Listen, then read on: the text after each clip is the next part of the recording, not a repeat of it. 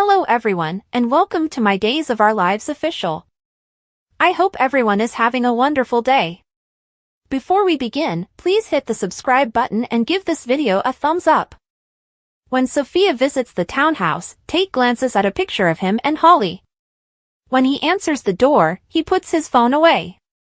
She questions whether he has been avoiding her because Holly wants him to return. Tate promises that he will never sleep with Sophia and then get back together with Holly. Because of duty or because he is still infatuated with Holly, Sophia does not want him to be with her. He gives her a kiss. "Did I feel like I wanted to be with you and only you after that kiss?" Although Sophia believes so, she slyly requests that he try again just to be sure. Following further kissing, Sophia expresses her want for Tate.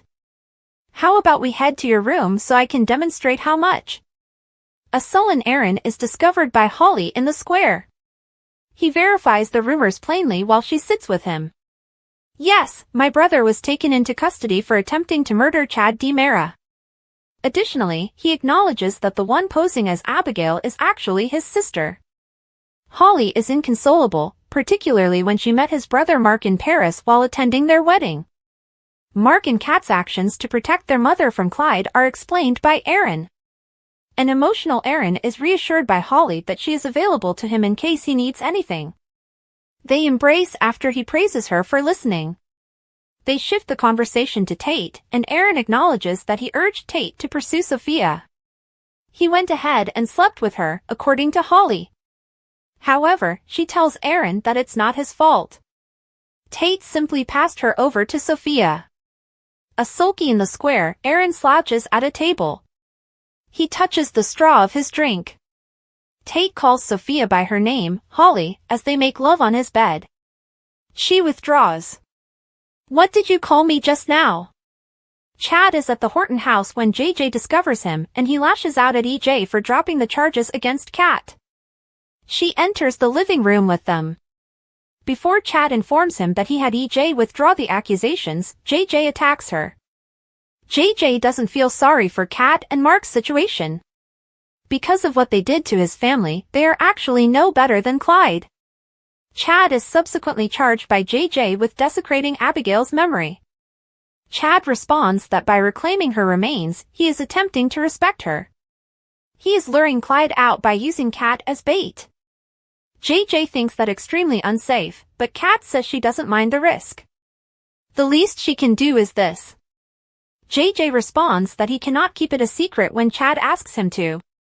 Before JJ leaves, they argue some more. Gabby is in her kitchen talking on her phone. When Javi gets home to the Hernandez residence, Gabby calls her and gives her a list of errands to run. To commemorate Rafe's return as commissioner, he will also be gathering ingredients for his mother's tamales. Jada is unsure of how to respond to a grumpy Rafe at the pub regarding taking his place as police commissioner. "Congratulations," says Rafe.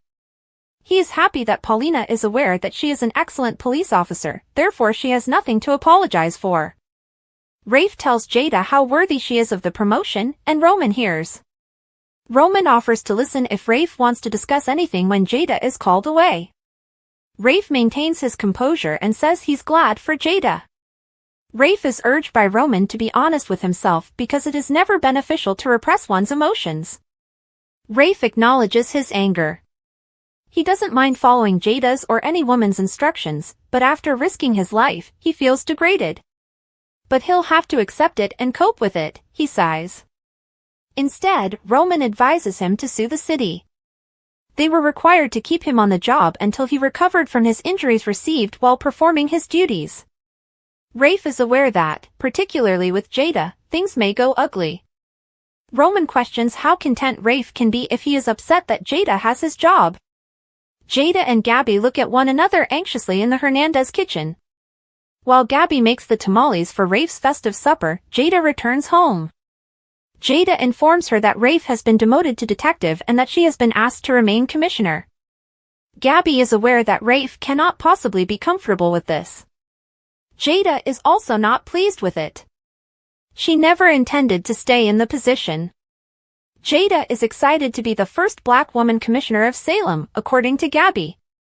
Gabby is aware of her feelings for Rafe, but she also understands what it's like to compete with the man you love at work. Jada acknowledges that if Rafe hadn't lost his position, she would be honored to be appointed commissioner. She enjoys having authority. Gabby encourages her to be honest with Rafe but swears not to tell him. If they are completely honest about this, they have a genuine chance of being happy. Jada is wearing oven mitts and holding the plate of tamales when Rafe gets home. She informs him that Gabby made them and also assisted her in realizing that, in spite of the situation, she is enthusiastic about the job. She does not, however, wish for anything to separate them. Rafe is resigning because he doesn't either. The choice to let John die off-screen and send him off was not an easy one for Days of Our Lives. Drake Hochston was too ill from battling pancreatic cancer to continue filming at the time his death and funeral were captured, even though he was still fighting with all of his might. The Days of Our Lives crew chose to attribute his long absence on John's passing, with the proviso, and the hope, that he might one day rise from the grave if Hochston defeated the cancer. Executive producer Ken Corday made it apparent that there will always be a way back when Access Hollywood visited the show to celebrate its 59th anniversary and talked with some of the cast members about saying goodbye to John. He acknowledged that we left the door open in case Drake had rallied and beat it and wanted to come back. I kept in touch with Drake during his whole illness, and he gave his consent. Ken Corday, Deidre Hall, and Drake Hochston. Days of Our Lives set honoring Drake Hochston's 4,000th performance. Burbank's NBC Studios March 7, 18. Copyright hbstudios.com/XJ Johnson. Episode number 13417, 310-657-9661, U.S., airdate, August 31, 2018. Unfortunately, even though Hochston fought so hard, the cancer ultimately took her life. And the final goodbye will be during the upcoming funeral. The show has already started preparing for John's farewell, however we are unsure of how soon it will happen. It was only last Friday that Marlena received word on her anniversary that Shane was sending him off on an ISA assignment that would probably be much riskier than everyone had anticipated. And we can't think of a better method if that's John's plan.